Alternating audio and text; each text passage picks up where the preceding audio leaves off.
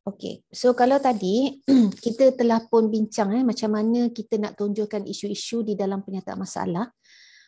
Boleh jadi kita bergerak daripada secara idealnya kita bermula dengan penyataan masalah lah kan.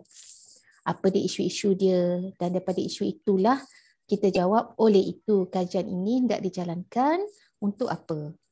Dan apa yang kita katakan, apa yang kita nak kaji mestilah dikaitkan secara terus dengan isu-isu yang kita ketengahkan di dalam penyataan masalah. Okay. Tetapi dalam setengah-setengah keadaan, contohnya macam yang kita sekarang ni lah kan, saya faham you all novice researchers, masih banyak lagi kata masih kurang pengalaman dalam penulisan dan sebagainya, but of course surely but slowly you will develop your skills. Saya dulu pun macam ni juga, mungkin lebih teruk daripada you all sebab tidak ada kelas yang khusus untuk mengajar saya menulis. Jadi saya belajar lebih banyak kepada pemerhatian, lebih banyak kepada pembacaan paper-paper orang lain, dan akhirnya saya come up dengan satu conclusion sendiri. Dan akhirnya itulah yang saya guna pakai. Dan apabila saya mengajar PA2, bila kita tengok paper Coetzee dan sebagainya, rupanya pengalaman dan juga conclusion yang saya develop ataupun saya construct itu sebenarnya tidak lagi jauh daripada apa yang sepatutnya dilaksanakan. Jadi sama macam saudari dalam keadaan di mana mungkin masih orang kata dalam proses untuk develop the skills kan. Jadi jangan risau, kerana selain daripada secara ideal kita juga boleh kata melaksanakan secara working backward macam tadilah kan. Kita tengok apa sebenarnya variable pemboleh upah yang terlibat dalam kajian kita, dan itulah sebenarnya yang kita cuba tonjolkan di dalam penyataan masalah. Supaya apa? Supaya bila orang baca, nampak kita align lah dan nampak kita selari serta kita stick dengan masalah kita. Kalau kita terangkan satu isu tetapi akhirnya kajian kita tengok isu lain yang langsung tidak disebut dalam penyataan masalah. Jadi something wrong somewhere lah bila orang tengok kan. Nampaklah kita ni tak tally, nampak kita ni tidak bersedia, nampak kita ni orang kata kurang kesajanaan. Jadi itu proses-proses yang perlu saudari lalui untuk bahagian ataupun pengenalan ini. Okay. So kita akan masuk tentang saya go through surutan literatur, kemudian metodologi lah. So ada sesiapa tak yang nak request supaya saya tengok dia punya literature review yang saya belum tengok tadi. Nama-nama yang belum saya tengok lah supaya semua orang boleh ada peluang untuk di review. Ada siapa-siapa nak request? Ataupun untuk literatur review ni, you rasa tak perlu kita bincangkan. Mungkin kita tengok pada metodologi. Pendapat? Perlu. Okey. So siapa nak cadangkan paper dia? Nama? Perlu, Doktor. Yes. Okey. Siapa yang volunteer untuk saya review dia punya literature review? Silakan. Saya, Doktor, boleh? Saya tu siapa? Fadzila. Fadila Saha Saya ya. Okey. Saya search.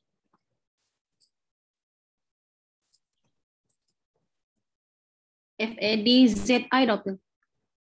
ZI. Oh, sebab nama you dekat Zoom Fadila. Okay, now saya jumpa. Okay, Fadila. Alright, Fadila. So let's look at saya tak tengoklah yang depan-depan Saya terus pada literatur review. Okay. Okay. Sikit je ni. Ya, sebab kena masukkan semua ke, Doktor? Of course lah. LR. Okay. Sekejap, you buat kajian pasal apa ni, Fadila? Kesediaan pembelajaran dalam talian menggunakan aplikasi Telegram dalam kalangan pelajar sejarah tingkatan 6. Okey, kesediaan Telegram. Ya.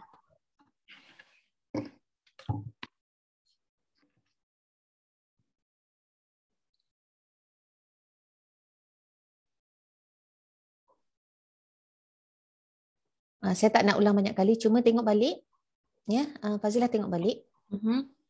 Objektif you tentang kesediaan pengetahuan dan tahap penggunaan kan? Kenapa you nak tengok tu? You kena letak kat sini macam tadilah. Tapi saya tak nak ulang lagi lah. Saya harap aktiviti tadi cukup untuk membantu Fazilah untuk come up dengan penyataan masalah yang lebih tepat sesuai dengan okay. So untuk literatur, antara kajian lepas yang membincangkan mengenai penggunaan aplikasi Telegram dalam negara ialah kajian mengenai kesediaan dan keupayaan pelajar. Mengenai WhatsApp dan juga Telegram.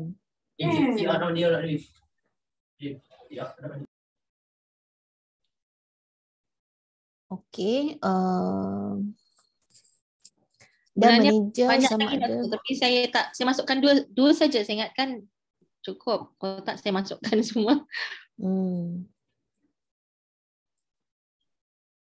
Okay. Okay, basically, tak apalah cukup ini.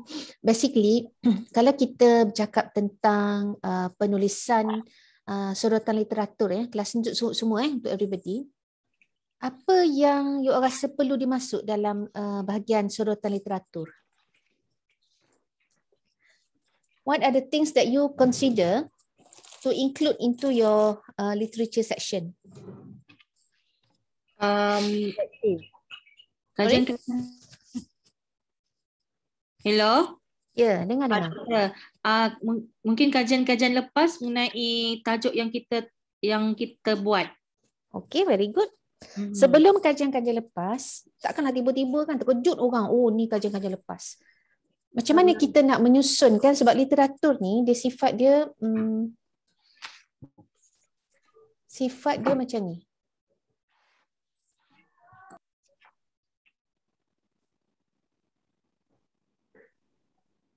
Nampak ke yang saya share, saya lukis ni? Nampak. Sifat dia daripada broader into narrower atau lebih orang kata zoom in. Dia zoom in lah. Dari segi bahasa mudah lah macam tu. Broader in the sense that bila kita nak memulakan sesuatu bahagian penulisan literature review, regardless of we are talking about article writing or thesis writing. Dalam literatur biasanya kita tak terus spesifik kepada konteks kajian kita. Mestilah bermula dengan broader kan, yang umum. Sama juga macam kita buat introduction tu tadi kan. Sebelum kita nak menceritakan tentang penggunaan Google Classroom di dalam PDP secara dalam talian, what are the things yang kita perlu masukkan sebagai intro? So the same goes with literature review writing section. Bila kita nak menulis LR, kita mulalah dengan broader dulu dan kebiasaannya dia berpaksikan kepada aspek kajian kita lah. Aspek bagi gambaran awal kan, doktor? Betul, gambaran awal. Very good. Gambaran awal. Tetapi doktor, adakah kadang-kadang saya sendiri kalau buat penulisan, kita terkeliru dengan pengenalan dan juga gambaran awal untuk literature. Boleh tak kita adaptasikan pengenalan itu di dalam kajian literatur itu sendiri? Okay. Dia macam ni. Of course, kalau kita bercakap tentang penulisan untuk tesis, bagi setiap bahagian tu akan adalah dia punya mukadimah dia kan. Maknanya sebab tu tesis tu kita boleh tulis panjang kan. Sebab introduction pun bermula dengan broader statement, lepas tu masuk sedikitlah tentang latar belakang dan sebagainya. Dan bila kita masuk ke bab 2, tentulah ada pula broader statement untuk memulakan chapter 2. Okay? Namun demikian, kalau kita beralih kepada penulisan dalam bentuk artikel, sometimes, saya dah record kan? Okay. Sometimes ada perkara-perkara yang tidak perlu kita ulang. Maksudnya, elakkan redundancy ataupun pengulangan poin yang sama di dalam satu artikel. Okay? Okay, jadi di dalam penulisan bahagian literatur untuk jurnal artikel, saudari boleh mulakan ataupun boleh rancang dia dari sudut kita buat apa? Kita mulakan dengan kita buat skeleton dia. Ataupun kerangka lah. Kerangka kan? So sebelum kita menulis, cuba bayangkan kajian kita ni tentang apa? And then apa dia aspek-aspek yang perlu saya masukkan tentang kajian saya itu? Contoh kalau kita ambil contoh yang penggunaan Google Classroom tadi. Saya pinjam Asiah punya tajuk Asiah. So dalam Google Classroom, you akan menceritakan tentang apa? Aspek tentulah tentang teknologi untuk pengajaran kan? Contoh teknologi untuk pengajaran. So di dalam teknologi untuk pengajaran, saya expect you akan menceritakan tentang faedah dia, kan? Faedah dia ataupun selain pada itu apa dia lagi? Teknik sedikitlah ya, teknik dan sebagainya. Dan mungkin contoh teknologi yang digunakan. Bila you dah cerita tentang faedah teknologi ni memang boleh membantu A, B, C dan D, antara teknik-teknik yang boleh digunakan A, B, C dan D, dan antara contoh penggunaan teknologi untuk pengajaran, mungkin nak pecah pula lah pada teknologi dalam talian ke, teknologi yang bukan berasaskan dalam internet ke. Teknologi pun boleh jadi tidak berasaskan internet kan, kalau you guna courseware dan sebagainya tak perlu pada internet connection. Nak pecah. Dan antara contoh penggunaan yang tidak menggunakan internet, contoh courseware dan sebagainya lah. Tetapi bagi yang menggunakan internet, platform-platform pembelajaran, contohnya Edmodo, Canvas dan juga Google Classroom. Okay. Doktor So, boleh mencelah. Ya, silakan. Kalau macam pengenalan tu, macam doktor cakap, contoh kita nak bercakap tentang teknologi dan sebagainya ni kan. Contoh kita ambil yang Cikgu Asiah ni punya. Perlu ke kita kod terus dengan kajian ataupun just bercakap saja tentang perkara tu secara basic? Maksud saya contohnya kita nak cakap tentang teknologi, tetapi dah ada somebody yang buat kajian tentang teknologi. So kita nak terus drag benda tu ataupun just surface, tak perlu kod mana-mana pekaji. Whatever statement yang penyelidik tulis di dalam penulisan dia, khususnya kita cakap tentang academic writing lah kan, thesis ke, artikel ke, mesti ada citation dia. So menjawab pada soalan cikgu tadi, bila you sebut tentang katalah antara faedah ataupun benefits yang you boleh dapat dengan penggunaan teknologi lah penjimatan masa, dalam kurungan siapa kata? Terus cite. Sebab pemahaman saya ingat bila kita bercakap tentang gambaran awal, kita belum masuk lagi dalam literature tu. Belum masuk lagi dengan kajian orang lain. Maksudnya dah boleh masukkan lah. Dia macam ni, yang tak ada citasi, yang tak perlu citasi adalah mungkin satu kenyataan umum daripada kita kan. Teknologi akan patut dengan perkembangan teknologi, kaedah-kaedah pembelajaran semakin berkembang. Takkan kita nak set orang kan? Itu adalah kenyataan yang umum. Tetapi kalau kita katakan dengan menggunakan teknologi dalam talian, dia akan dapat mempermudah, meningkatkan kognitif pelajar. Itulah satu statement yang agak khusus kan? Agak khusus tentulah perlu ada kepada citasi. Jadi kalau kita nak gunakan yang umum lah, contoh kalau dalam metodologi kan, kajian ini akan melaksanakan reka bentuk kajian tinjauan. Takkan dalam kurungan nak letak siapa kan? Itu adalah kenyataan umum kita. Tetapi kalau kita kata antara kekuatan kaedah tinjauan adalah dia membolehkan penyelidik mendapatkan maklum balas daripada sejumlah responden yang lebih ramai. Itu adalah satu kenyataan yang kita memang perlu pada citasi kan, sebab kita ambil pada buku-buku research method, right? Betul tak? Betul. Jadi terus cite, jangan kedekut, terus masuk. In fact, you don't have to have a section yang bernama kajian-kajian lepas. Ini sebenarnya saya nak masuk ke situ, sebenarnya saya nak beritahu you all. Tak perlu pada kajian-kajian lepas. Sebab apa? Indirectly, bila you dah you cite benda macam ni kan, along the way sebenarnya you dah cite kajian-kajian lepas, betul tak? Betul. In fact, masa kita menulis, kita menyatakan gap, itu adalah kajian-kajian lepas yang telah dijalankan, betul? Gap kan?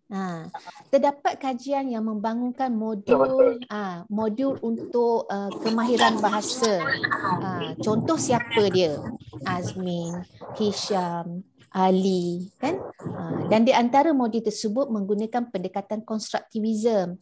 Contoh Muhammad, Ali. Namun demikian masih kurang lagi kajian-kajian yang menggunakan pendekatan secara self-directed contohnya. Kalau yang tu tak apa, tak ada citasi sebab berdasarkan kepada pemerhatian kita, sintesis kita, that is our findings that based on my readings daripada kajian-kajian lepas, saya tengok kebanyakan kajian guna konstruktivism. Tak ada lagi yang menggunakan self-directed. Therefore, kajian ini tidak dijalankan. So nampak tak maksudnya kita tak perlulah kata ada pula ya. Ada sesiapa ke yang menjawab tadi macam nak gaduh dengan saya tu tadi? Terlepas okey, tak apa. Okey.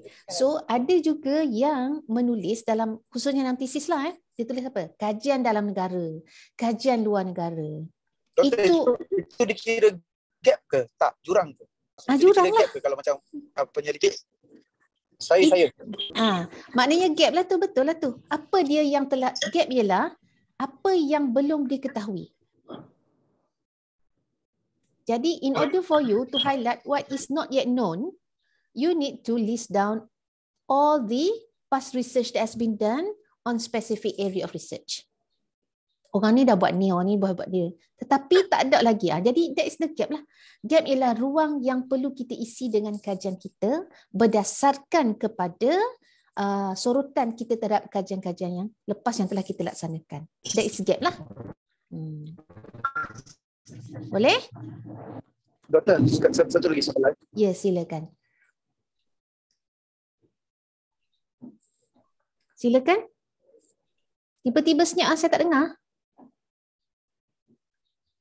Siapa yang tanya tadi?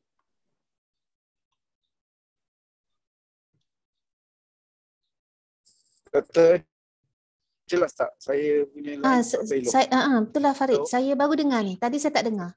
Okay. Kalau macam cakap pasal jurang tadi, jurang tu contoh hello, test Farid, dengar. Dengar. Nantilah doktor tunggu stable saya tanya. Tak pun, cuba Cikgu Farid type dekat chat tu. Oh, dah keluar terus dah. Okay. So, saya sambung balik setakat ni. Nanti kalau ada soalan boleh tanya lagi. Saya sambung sikit.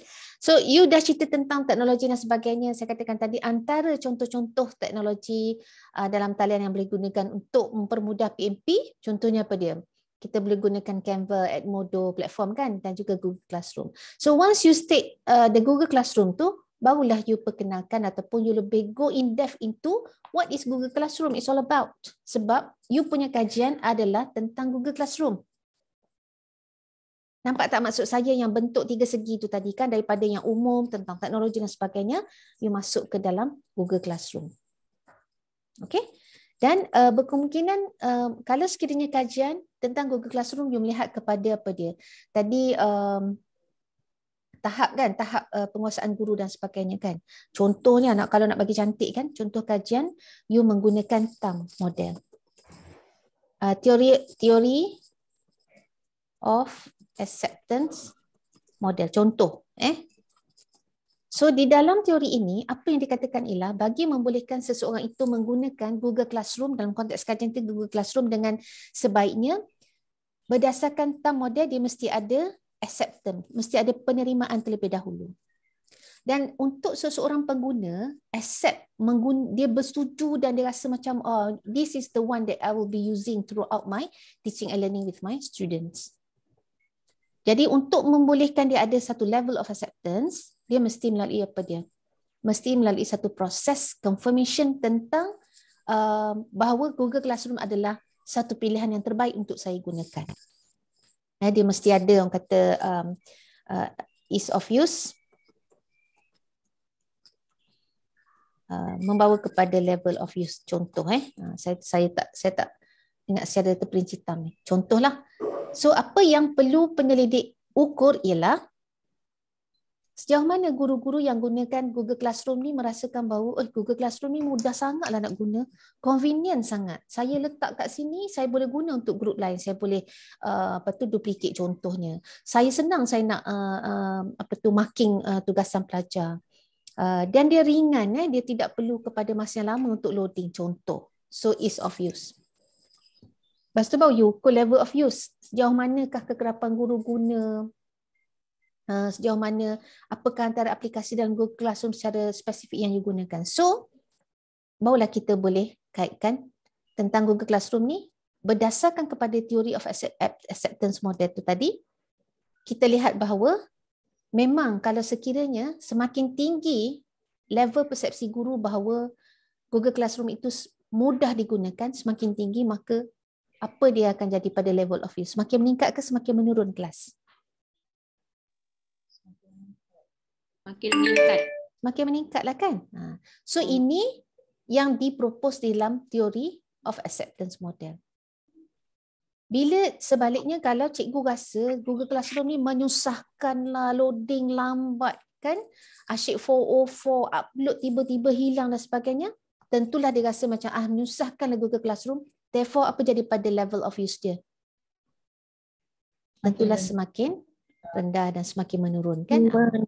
Jadi bila you dah ada yang ni, bila you buat perbincangan nanti, senanglah kita nak cerita kan. Maknanya berdasarkan dapatan kajian ini menunjukkan bahawa persepsi guru terhadap the state of sama ada Google Classroom ni senang digunakan berada pada tahap yang tinggi. Dapatan juga menunjukkan tahap penggunaan guru terhadap Google Classroom juga adalah tinggi. Hal ini selari dengan apa yang diterangkan di dalam TAM model, iaitu Theory of Acceptance Model, yang mengatakan bahawa semakin mudah sesuatu teknologi untuk digunakan, akan semakin meningkatlah tahap penggunaan dalam kalangan pengguna. Sorry saya lari sikit lah daripada bahagian literatur, tetapi saya nak cuba kaitkan kenapa pentingnya kita ada sesuatu model ataupun teori. Sebab apa? Macam inilah tadi. Maknanya bila kita buat perbincangan, kita boleh cite balik apa yang teori ni kata dan maksudnya kita mengukuhkan lagi. Especially kalau kita buat kajian secara kuantitatif kan. Because in quantitative or in positivist, tujuan kita buat research adalah untuk kita test teori. Remember? Ingat tak semalam? Jadi macam itulah. Okay. So ini yang saya maksudkan ialah daripada yang lebih broader kepada lebih terperinci ataupun zoom in tentang Google Classroom. So di bawah Google Classroom tu you might want to consider lah apa dia features yang ada kan, ciri-ciri yang ada dalam Google Classroom kan, dia punya kata tu advantages. So contoh kalau you tengok features advantages ni pun sebenarnya you will be referring to past research kan, betul tak? You akan tengok pada kajian-kajian lepas yang mengupas tentang GC kan, apa dia benefits PC ni, apa dia antara features yang banyak menyumbang kepada pembelajaran semasa pandemik contohnya. Nah, jadi indirectly maknanya you sebenarnya telah pun merujuk kepada kajian-kajian yang lepas. Jadi kalau saya rasanya saya tak pernah di dalam penulisan artikel saya ada satu subsection yang bernama past research. Sebab indirectly all the citations telah pun kita embed di dalam penulisan kita sebelum ini. Okey, ada soalan?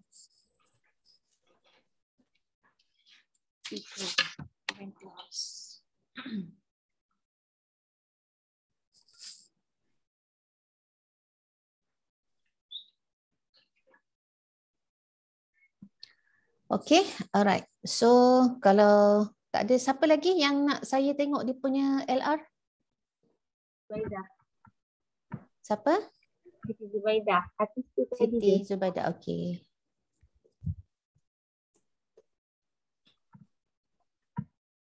Ya, Siti? Tapi okay. Saya buat ni je tu. Saya buat point je. Saya buat point je. Point, okay, tak apa. Penggunaan computational thinking untuk problem solving, pengatur caraan pelajar asaskan sains komputer.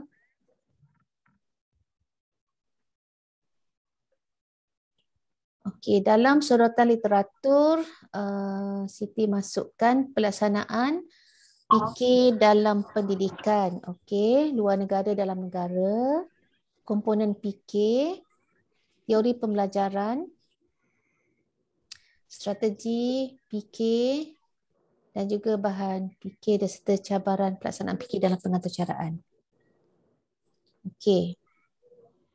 Objektif kajian nak membangunkan satu modul, nak melihat keberkesanan. Okey. Kalau tengok pada objektif kajian Siti ni dan relatekan dengan sorotan literatur, pelaksanaan fikir okeylah, maksudnya semua tajuk ni memang berkaitan dengan topik yang akan dihasilkan kan? Teori pembelajaran, strategi pembelajaran, pendekatan berpusatkan pelajar. Okey. Boleh tak Siti kalau selepas you cerita tentang strategi pembelajaran ini, selitkan dengan bagaimanakah strategi pembelajaran ini diguna pakai di dalam pembangunan modul? Ataupun bagaimanakah strategi-strategi yang ni, yang manakah sebenarnya yang paling sesuai di dalam meningkatkan kemahiran computational thinking pelajar dan kaitkan dengan apa yang Siti nak buat di dalam kajian ini. Okey, satu lagi kelas sebelum saya terlupa. Bila kita bercakap tentang sorotan literatur ni, it's not just about we try to synthesize what has been done, what has been researched by past researchers. Bukan itu saja kelas. Untuk to make your literature review to be orang kata related ataupun associated dengan kajian yang sedang dijalankan, apa yang saudari perlu buat ni applies for both penulisan artikel dan juga penulisan tesis. You perlu personalizekan data-data ataupun dapatan-dapatan daripada kajian lepas itu kepada kajian yang you nak buat. Jadi kebiasaannya kita akan ada satu summary daripada kita sebagai penyelidik ya kelas tentang katalah you cerita tentang strategi-strategi pembelajaran kan. So kat sini banyak ni Siti cerita tentang collaborative ada inquiry, blended learning and what not kan. Tetapi apakah maknanya untuk kita kompos dia, untuk kita contextualizekan dia di dalam konteks kajian you all. Jadi contoh kalau kita cakap tentang strategi pembelajaran, mungkin di akhir setelah cerita dah habiskan pembelajaran berasaskan masalah tu, apa yang Siti boleh buat ialah, okay, you boleh katakan berdasarkan kajian-kajian lepas ni memanglah kesemua strategi ini akan dapat membantu kan untuk mempertingkat pembelajaran pelajar khususnya berkaitan dengan kata pengaturcaraan. Namun demikian untuk tujuan kajian ini, modul yang digunakan akan menggunakan strategi apa. Dan pemilihan strategi ini dibuat atas dasar apa dia. So boleh cite balik, katalah yang ni Siti guna apa untuk modul ni Siti? Strategi pembelajaran apa? Inquiry ke? Kolaboratif? Saya banyak pembelajaran berasaskan projek dengan pembelajaran berasaskan masalah. Okay. So maknanya dua perkara ini perlu ditekankanlah dan dikaitkan dengan apa yang Siti buat dalam kajian itu. That's how we say, that's how we contextualizekan kajian-kajian lepas dan kita kaitkan secara khusus dengan kajian yang kita laksanakan. Sama juga kalau you tulis tesis pun, even untuk dalam tesis lagilah bagi setiap subsection yang ada di dalam literature review tu, penyelidik perlu ada summary dengan ayat sendiri. Apa maknanya bagi penyelidik?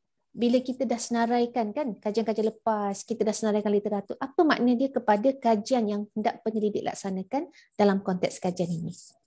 So itu bila pembaca baca kan, you punya supervisor baca pun, senangnya hati dapat student bagus macam ni. Jadi dia orang akan rasa nampak extra effort dan you know what you are doing. You know why you put this in your literature. And you know why the justification behind the selection of certain theory ataupun model yang kita guna pakai ada justifikasi dia tersendiri based on citacy. Cuma kita nyatakan secara eksplisit di dalam penulisan kita sebab apa saya guna ni, sebab apa saya guna yang itu. Boleh Alright. So saya rasa kalau tengok pada tajuk ni okey dah Siti. Cuma tambah sedikit macam mana you boleh contextualizekan your literature review. Okay, next. Ada sesiapa lagi yang nak saya go through dia punya Mai. Doktor Herman, doktor. Kejap, saya dengar Mai tadi. Saya Mai dulu lepas ni Herman Terima kasih doktor. Boleh doktor. Mai jangan bergaduh dengan Herman Tak, saya punya last sekali doktor. Mai, keluar dekat seramai. Mai apa? Saya tak Mai Zatul Adawiyah. Mai Zatul. Okey. Okey. Okey, Mai. Mai sini, Mai. Okey, tajuk apa ni, Mai? Saya buat potensi TikTok dalam bilik darjah. Persepsi guru terhadap TikTok. Dalam bilik darjah, Wow. Saya rasa tajuk ni sedikit tergantung lah, Mai. Persepsi guru terhadap potensi TikTok dalam bilik darjah untuk apa? Untuk apa? Nak tengok kalau dalam pengajaran dan pembelajaran lah. Saya rasa itu lebih khusus. Okey. Saya skip yang atas Okey. Cuma tengok objektif je. Nak tengok persepsi guru terhadap potensi TikTok untuk jurusan pendidikan. Pendidikan luas sikit lah. Saya sentuh PMP kot. PMP okey baik. PMP lebih jelas lah. Pendidikan ni luas. Nak tengok tahap pengetahuan guru untuk mengintegrasikan TikTok dalam PMP, tahap kesediaan, hubungan antara tahap pengetahuan dengan tahap kesediaan, hubungan antara pengalaman mengajar dengan tahap kesediaan untuk mengintegrasikan TikTok dalam pembelajaran. Okey, saya tak nak balik-balik ke bahagian problem statement tadi, cuma saya nak Mai fikirkan apa signifikan you punya dapatan kajian ini kepada isu yang Mai nak ketengahkan di dalam penyataan masalah. Sebab kajian ni nak tengok satu persepsi, lepas tu pengetahuan dia, lepas tu dia sedia ataupun tidak. Lepas tu nak tengok pula tahap pengetahuan dia ni, hubungan dia dengan tahap kesediaan dan sebagainya kan. So apa sebenarnya makna yang cuba dicari daripada kajian ini? Kalau kata dapatan kata guru tak bersedia lagi, apa maksud dia? Dan bagaimana you nak relate pula dengan penyataan masalah yang dinyatakan terlebih awal? Kan dalam penyataan masalah mungkin Mai nak masukkan tentang apa dia? Tentang penggunaan teknologi terkini lah kot kan, khususnya TikTok kan. Kenapa you nak tengok TikTok tu? Apa yang trigger kan? So saya minta Mai fikirkan kenapa you nak tengok penggunaan TikTok secara spesifik, dan sebab yang ni dia hanya melihat kepada guru sahaja kan? Pada aspek guru saja kan. Jadi maksudnya penyataan masalah itu perlu diframekan dalam perspektif guru, bukan pelajar lah. Jangan pula kata pelajar boring dan sebagainya, sebab tu cikgu kena guna TikTok dan sebagainya, sebab isu itu lebih kepada pelajar. Sedangkan kajian ini memberi tumpuan kepada guru. So Mai fikirkan sebab saya dah ulang banyak kali tadi kan, supaya dapat diaplikasikan lah. Okay, let's look at the literature review. Pembelajaran jarak jauh dalam talian semasa pandemik.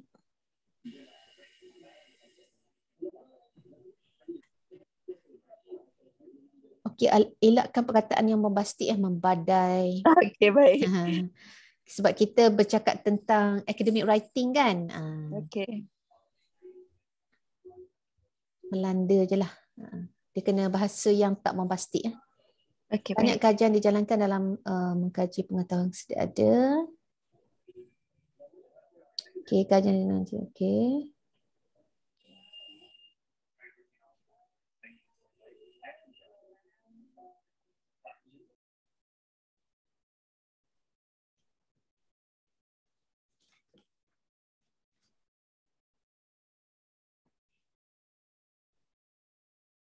Integrasi teknologi, sikap mempengaruhi penerimaan dan penggunaan. Okay. Berkaitan antara jantinan dengan sikap.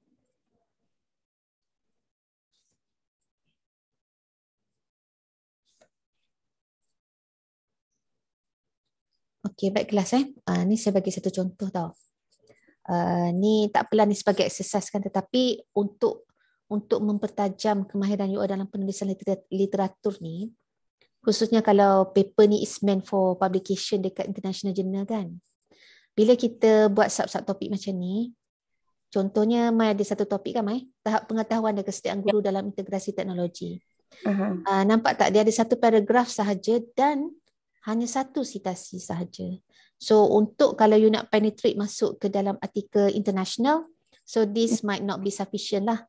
Apa yang Mai perlu dan pelajar-pelajar lain juga, you kena tambah literatur. Dia tak boleh satu subtopik, satu paragraf, satu citasi. Itu masih perlu dipertingkatkan lah. Okay, baik. Okay. Ni okey lah, ada 3 kan. Integrasi media sosial dan pendidikan.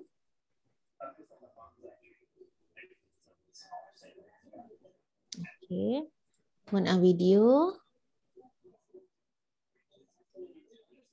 Okay. Sebelum masuk ke dalam penggunaan video dan pengajaran, sebelum cerita tentang TikTok ni Mai, saya cadangkan you senaraikan sedikit video ni. Kita nampak macam video biasa. Sebab lepas ni kita nak cerita tentang TikTok, satu apps kan. Jadi boleh kaitkan, maknanya bila video ini ada satu potensi dia yang bagus di dalam pengajaran, memang kita tak nafikan sebab ada citasi dan sebagainya, kajian-kajian lepas. Tapi sebelum masuk kepada, sebab dia is about the flow of idea tau.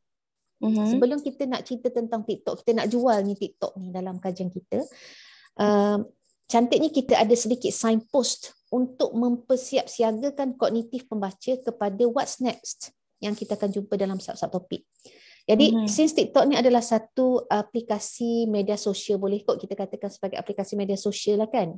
Betul. Okay. So mungkin Mai boleh kaitkan sebenarnya penggunaan video ni bukan hanya sekadar dalam konteks video MP4, MP3 semata-mata, tetapi boleh diintegrasikan dengan teknologi dalam talian, misalnya YouTube, dan kemudian Mai katakan terdapat juga banyak lambakan aplikasi yang berasaskan video yang banyak digunakan bukan sahaja untuk tujuan entertainment, untuk tujuan di bisnes, malah untuk tujuan pendidikan. Okay. Jadi sambung juga dalam bidang pendidikan, walaupun maksudnya kelahiran ataupun introduction of these apps might not be specifically related ataupun meant for education, tetapi dia ada potensi dia. Salah satunya adalah TikTok. Dan baru you masuk pada TikTok. Okay. Nampak tak cara you bawa kognitif pembaca itu daripada satu subtopik kepada satu subtopik yang lain. Khususnya kalau kita nak memperkenalkan apa-apa teknologi yang berkait rapat dengan kajian kita. Sama seperti contoh yang saya bagi Google Classroom tadi kan. You bagi dulu contoh-contoh yang lain, Edmodo ke apa, Canvas ke apa, dan juga Google Classroom, dan barulah you tekankan tentang Google Classroom. So this same goes dengan TikTok. Sebab tiba-tiba TikTok, terkejutlah orang baca kan.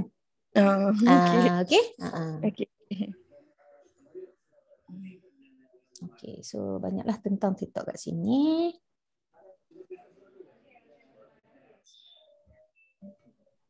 Okey, pembelajaran mikro ni ada kaitan tak dengan kajian? Tak ada kaitan kan? Maknanya pembelajaran, saya rasa kalau untuk tesis tak apa Mai. Untuk paper you buang setakat ni je. Okay. Sebab dia agak panjang kat situ kan?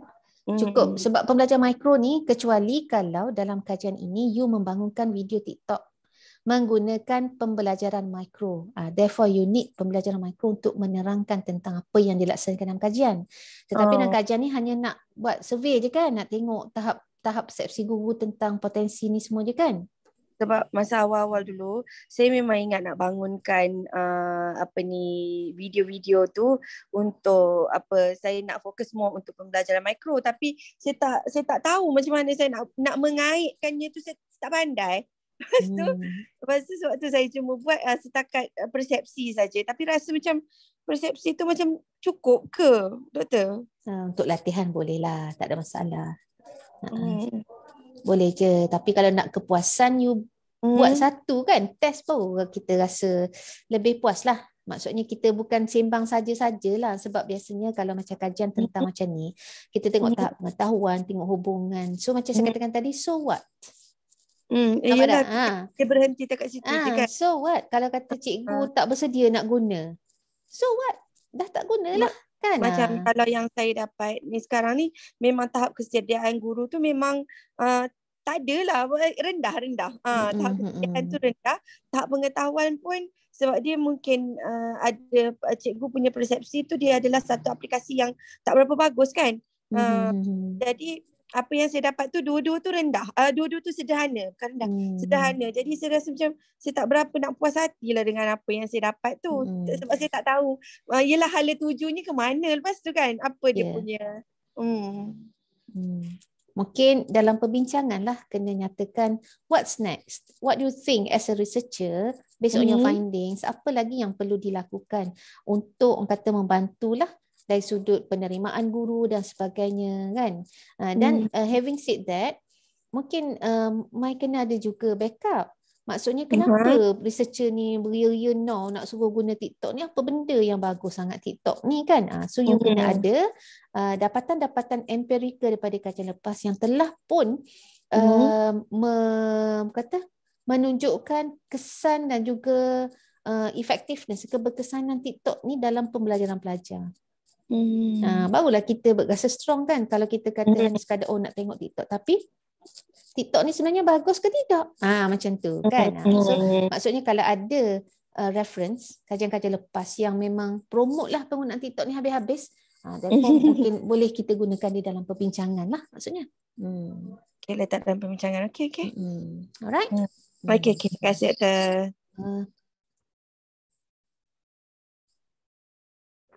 Yang lain? Mungkin satu last sebelum kita masuk kepada ni literatur review. Herman Doktor. Oh ya betul. Sorry. Lupa pula tadi dah janji kan. Marah Cikgu Herman kat saya. InsyaAllah dah Doktor. Okay. Saya go through sekali lalu tentang objektif kajian. Boleh Doktor, insyaAllah. Meneroka penerapan kebat melalui persekitaran sekolah. Apa maksud melalui persekitaran sekolah? Maksudnya Doktor yang terdapat di sekeliling sekolah.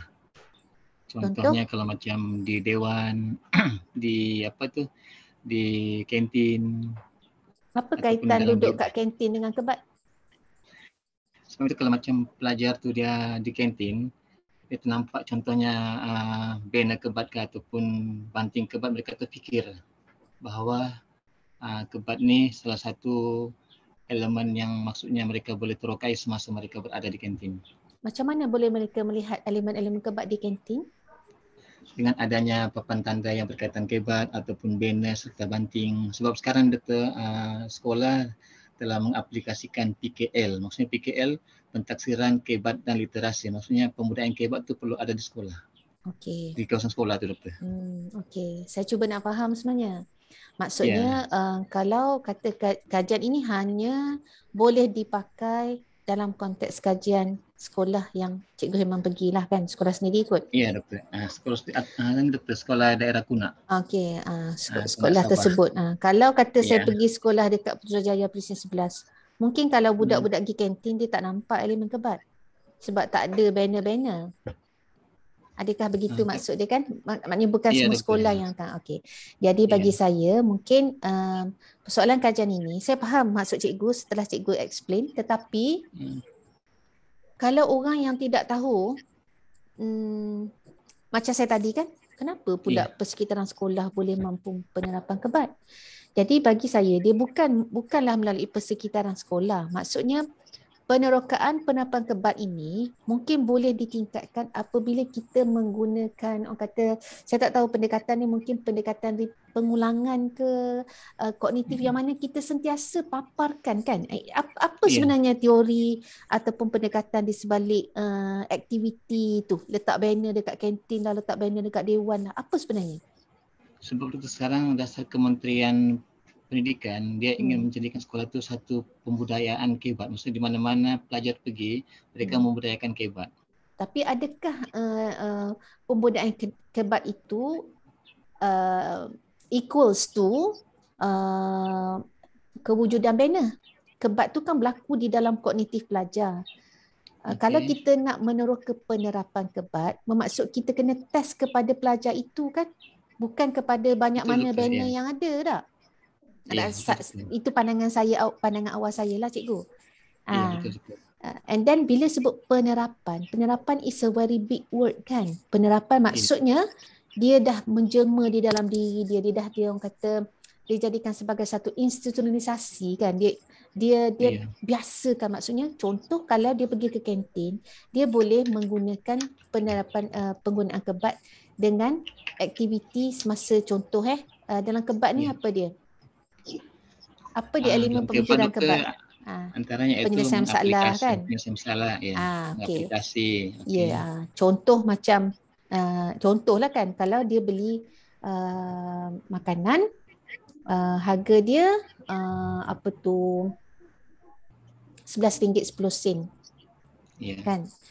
Tapi dia ada duit RM20, RM20 dan juga ada ringgit-ringgit. So mungkin dia ada duit RM50 lah, biasa kita buat kan. Contoh, saya bagi contoh lah. Jadi instead of dia bagi RM50 sekeping, maknanya orang kantin tu kena bagi berapa ringgit? Kalau RM11.10. dia kena balik berapa. Kan? Instead of kalau pelajar ni, kan biasa kita kalau pergi kedai kan. Kalau saya lah contohnya, kalau saya ada duit RM50, lepas tu saya ada RM1, saya akan bagi RM51.10. Instead of saya bagi RM50. Sebab apa? Kan? Orang mudah orang tu bagi balik ke saya RM40. Bagi duit baki, betul. Saya tak tahulah. Jadi maksudnya di kantin itu sendiri pun kita boleh menilai penerapan dari sudut pelaksanaan pelajar ni sendiri, aplikasi dia sendiri. Tapi mungkinlah contoh yang saya bagi tu mungkin kurang tepat kan, sebab sesuatu yang kita tak observe kan, benda yang berlaku dalam kehidupan sehari-hari dia. Tetapi saya tak pastilah macam mana cikgu nak meneroka penerapan kebat ini melalui wujudnya banner-banner yang banyak di persekitaran sekolah. How do you measure that? Macam mana cikgu mengukur penerapan kebat tu? Ni kajian ni buat secara kuali ke kuanti ni? Kuanti, doktor. Kuanti okey. Ya. So apa yang ditanya daripada pelajar untuk meneroka penerapan kebat ni? Antaranya doktor, kalau macam saya praktikkan di dalam kelas, sebab saya ajar tingkatan 4 dan 5 dan saya punya responden adalah tingkatan 4 dan 5. Okay. Saya akan tanya, apa yang kamu nampak di kantin dan apa yang kamu boleh aplikasikan. Jadi apa jawapan pelajar? Mereka sebelah doktor yang tentang benda-benda kebat tu, maksudnya saya apa yang mereka lihat kan, mereka tentang kebat tu mereka akan sebut semula, lepas tu adakah mereka aplikasikan ataupun tidak. Itu dalam bentuk soal selidik ke? Itu doktor biasanya saya itu saya bagi dalam soal selidik ataupun saya bagi dalam pernyataan lisan kepada pelajar. Jadi pengutipan data bukan hanya sekadar metodologi ni, bukan hanya sekadar kuanti lah. Ini betul. Kalau macam dalam saya punya kajian ni, saya gunakan soal selidik. Cuma kalau dalam untuk yang harian tu doktor, kadang-kadang nak mengisi apa orang bilang sebelum PDP berlaku kan doktor, sebab kami macam di sekolah diarahkan untuk perkasakan kebat ni doktor. Okay, tak apa, saya faham. Tapi kenapa cikgu tak masuk data kuali? Saya rasa itu lagi akan menambah kualiti you punya paper tau. Saya tak tahulah kan, itu pandangan awal saya. Ya, doktor. Ke sebab nak buat satu lagi paper tentang data kualitatif. Dah tahu dah strategi tu. Okey. Tapi tak apa, saya tak nak cerita panjang yang ni. Mungkin boleh bincang dengan supervisor lebih lah kan, sebab saya rasa ni pun perkenalan daripada supervisor juga kan. Iya, betul. Okey, saya tak nak kacau banyak lah. So just itu pandangan awal saya, cikgu. Okay, now let's look at the literatur. Okay.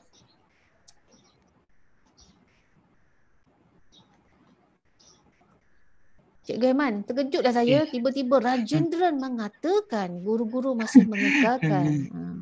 Itu yang kemarin yang semalam doktor beritahu tu yang saya tu saya cakap kena ubah ni. So itu yang saya minta doktor tolong tengok. Kalau boleh, kalau boleh kita lunakkan sedikit sebelum masuk kepada guru-guru masih mengangkat amalan kebiasaan kan. Mungkin saya tak pastilah, mungkin macam di dalam kaedah pengajaran dan pembelajaran, kreativiti guru memainkan peranan kan, guru adalah kata pemangkin kepada pembelajaran pelajar, dan itu satu pernyataan yang umum yang tak perlu pada citation lah. And then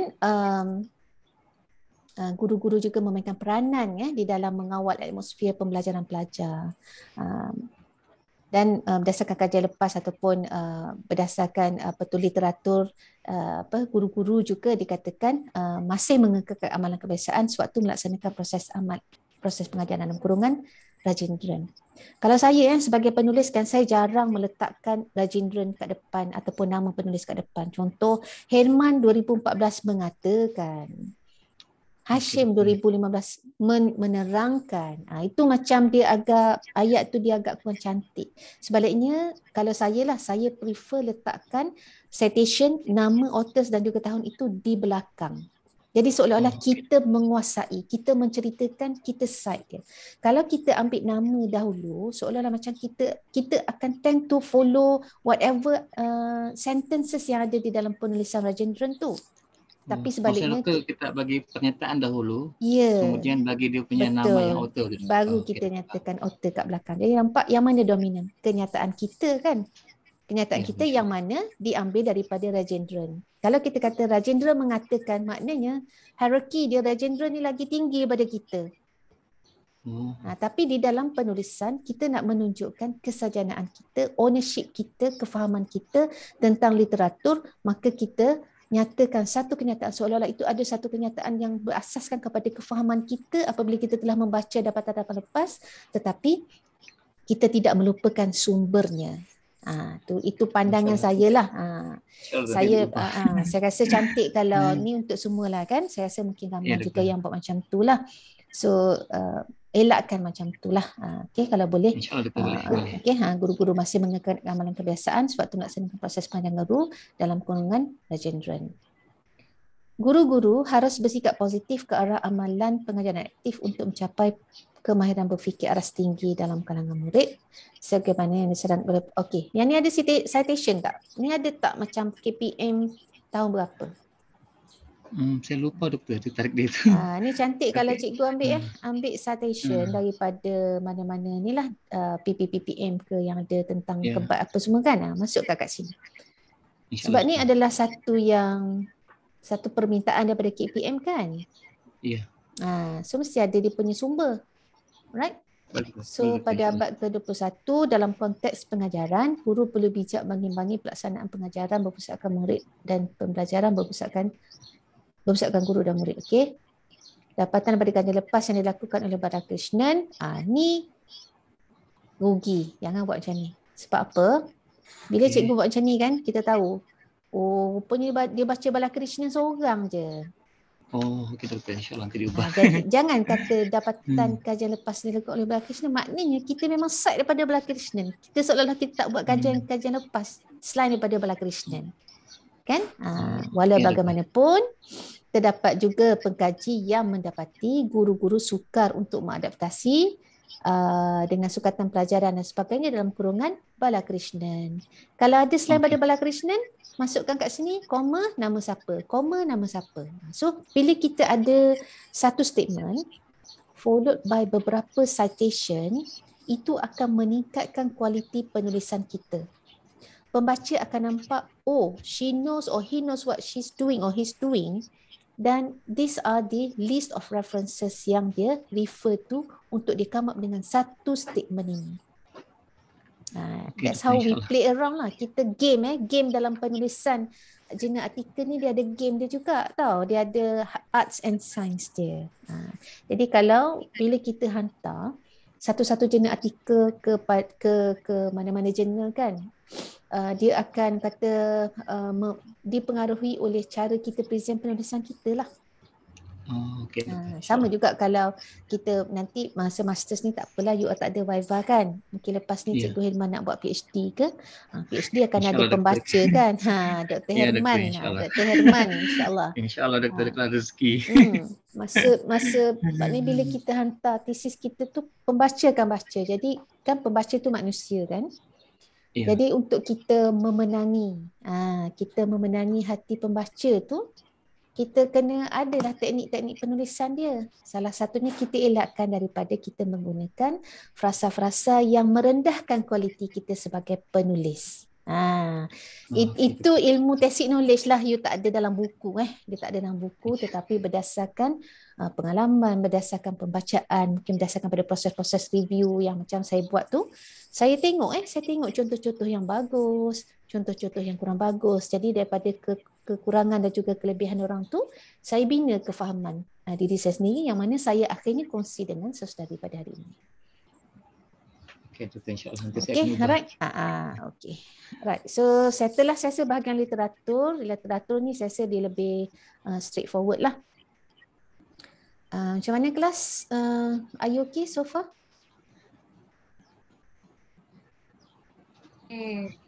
Okay doktor. Okay doktor, alhamdulillah. Okay, banyaklah yang perlu diubah tu doktor dalam penulisan. Onkan kamera sekejap, tengok muka sekejap. Ke ada yang dah peluk bantal ni? Sebab kita tak berhenti kan, maksudnya berhenti sekejap lah tadi. Okay. So ada apa-apa soalan setakat ini ataupun you punya reflection so far dengan aktiviti yang kita buat daripada pagi tadi? Silalah bercakap. Saya bagi ruang untuk bercakap ni. Silakan. Nak tanya ke, nak komen ke apa, silakan. Doktor. Ya. Untuk yang penulisan penuh doktor, bila tarikh akhir kita antar ya, maksud saya tugasan ni. Okey, tarikh akhir. You ada final exam tak semester ni? Saya rasa macam tiada doktor. Tak ada. Okey. So kalau ikutkan semester berakhir pada bulan berapa? Semester berakhir bulan 2 rasanya. Bulan 2? Bulan 2 ya. Tak apalah, saya pun tak tahu tarikh sebab saya pun dah tak ikut jadual kan semester. So saya just follow with the flow saja. Kebiasaannya memang saya tak bagilah on the dot. Saya bagi ruanglah untuk saudari untuk mempersiapkan tugasan sebaiknya. Nanti saya akan finalizekan, saya kena tengok dulu tarikh bila akhir saya perlu bagi markah. Dan kita bincang kemudianlah. Boleh doktor, insyaAllah. Sebab bulan 1 doktor macam sibuk sikit untuk sekolah ni doktor. Sebab untuk yang penggal ketiga, tingkatan 5 yang tahun ini, mereka mula sudah buat macam exam doktor. Penggal Yalah, ketiga. Sebab dia nak exam bulan 2 kan? SPM exam bulan 2 betul tak? Bulan 2 doktor untuk yang BM mendengar dan bertutur. Oh. Yang final exam tu untuk lisan bulan 3, tanggal 2. Okey, baik. Jadi guru-guru yang SPM tapi saya guru-guru yang SPM tu doktor, yang mengajar SPM tu mereka diarahkan untuk buat kelas tambahan tu doktor. Jadi kami perlukan set masa untuk menyiapkan tugasan dan set masa untuk kelas tambahan. Saya faham dengan tugas dan sebagainya, tetapi saya pun tak boleh nak compromise dari segi kalau tarikh akhir tu saya kena serah tarikh tu, memang saya kena minta lebih awal sebelum mungkin 2 minggu sebelum tarikh akhir lah. Tapi biasanya tidaklah orang kata rigid macam apa tu, habis dia semester you kena hantar kan. Tak apa, saya tengok dulu tarikh dulu. Bila? Okey. Okey, yang lain? Okey, kedok ni. Nak tanya. Ya, silalah. Apa tu? Macam yang tadi tu kan, saya nak tanya macam ni sebab macam kertas projek hari sekarang kita dah hantar tajuk kan. Lepas tu, ubah sikit dekat tajuk tu lebih spesifik. Dia ada kesan apa-apa ke atau tak ada? Atau boleh je? Tak ada masalah sebab kertas projek 1 kita bagi markah berdasarkan bab 1, 2, 3. Kertas projek 2 berdasarkan keseluruhan bab. Kan untuk kertas projek 2 ni, you kena submit bab 1 sampai 5 tau. Bukan bab 3, 4, 5 je. Kena compile together. Jadi satu disertasi yang lengkap lah. Jadi tak ada masalah kalau nak ubah sikit pun. Sebab bab 1, 2, 3 saya hari tu kan saya berdasarkan yang awalnya macam general lah. Jadi maksudnya yang lebih betul lah. Yalah.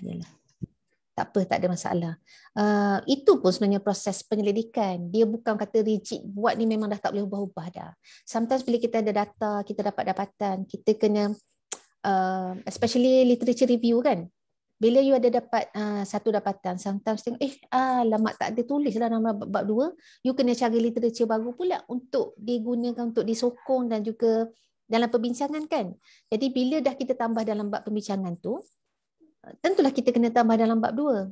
Jadi tu proses tu memang proses yang iteratif yang kata tidak orang kata tidak boleh diubah-ubah dah. Tidak dia adalah satu proses yang kata ongoing proses lah.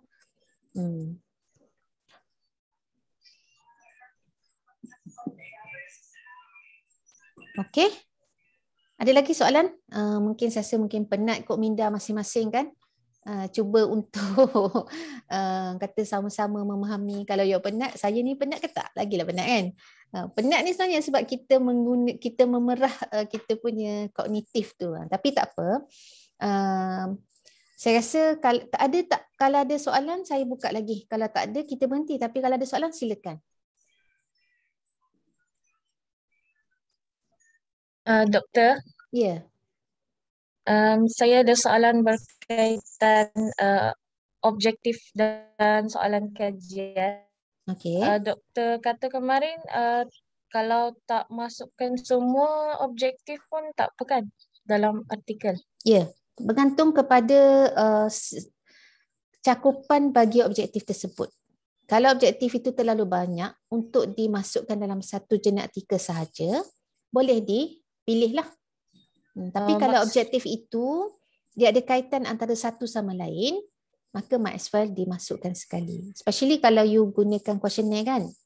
Dalam questionnaire tu ada 3 konstruk, 3 pun boleh ubah. So ketiga-tiga itu masukkanlah dalam genetika itu. Okey. Kalau contohnya saya objektif saya ada berkaitan pencapaian, sikap dan motivasi murid. Kalau saya pilih pencapaian saja boleh ke? Atau kena masukkan? Kalau pencapaian saja, you nak cerita apa at the end? Keberkesanan. Yalah, keberkesanan melalui apa? Keberkesanan tu kalau dalam literature review saya masukkan sikap dan motivasi juga. So kenapa nak buang sikap dengan motivasi tu? Kan? Sebab biasa sikap motivasi ni dia akan bawa kepada apa tadi? Pencapaian kan? Kebiasaannya tiga tu memang will come together. Jadi kalau dibuang, jadi dia tergantunglah nak tengok tak pencapaian atas dasar apa kan? Jadi kalau saya might as well you combine all together lah, sebab biasanya dalam literature pun kita tahu those are the kata culminating ataupun enabling factors yang akan membawa kepada tahap pencapaian pelajar. Okey doktor, terima kasih. Sama-sama. Siti, menang Siti. Okey tak? Tongkat dagu ni.